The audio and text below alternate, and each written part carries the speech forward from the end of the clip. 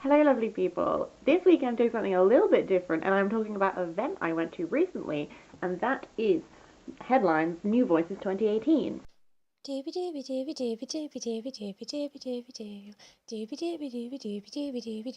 Sophie Vlogs. My friend Leah very kindly invited me along with her as her plus one. I will leave links to Leah's YouTube channel and blog down below if you want to check them out. She reads books, she reviews books, it's all very good.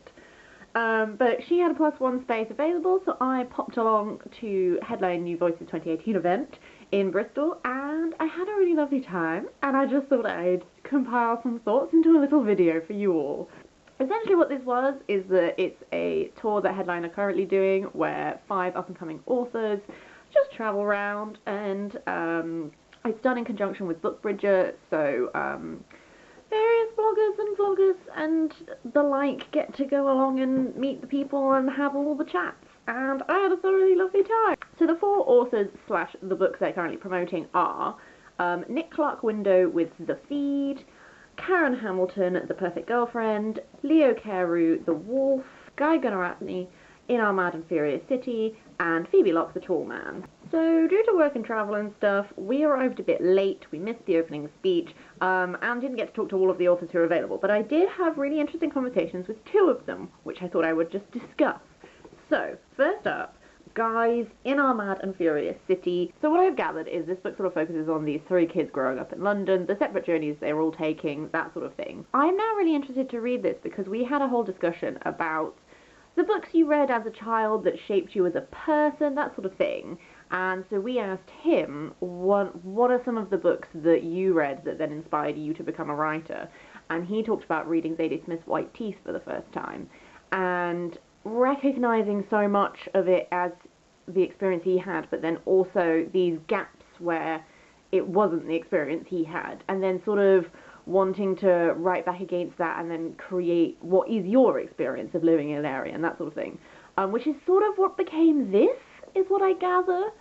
So if you're a fan of White Teeth, maybe this is a book for you, I don't know. So yeah, that's really piqued my interest about this. If you are interested in getting this, it comes out, look at me, professional as always, on the 3rd of May. Go for it.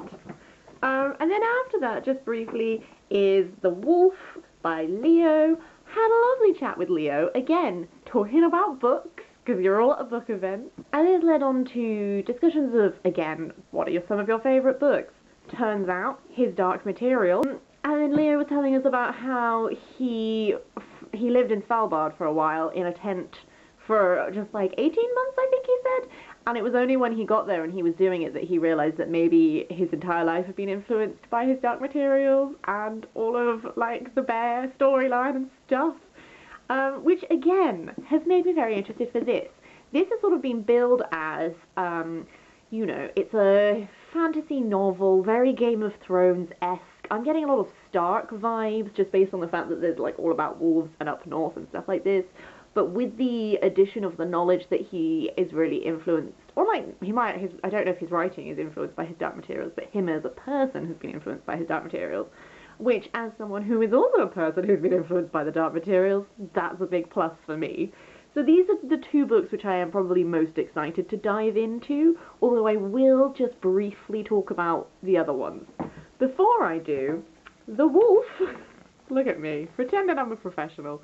The Wolf comes out of the 5th of April 2018, for those of you who want to know. I didn't actually manage to get a copy of The Tall Man by Phoebe Locke, but I did get copies of The Perfect Girlfriend by Karen Hamilton, which seems to be a story of obsession and how far a person will go for love, slash the divide between love and hate, that sort of thing. I'm kind of getting Gone Girl vibes, I'm kind of getting The Girl on the Train vibes a little bit as well. So when I feel like something that explores obsession, I'm gonna go for this. And then after that, The Feed, which comes out 25th of January 2018, so very, very soon. Potentially by the time I've uploaded this, it will be out. We'll find out.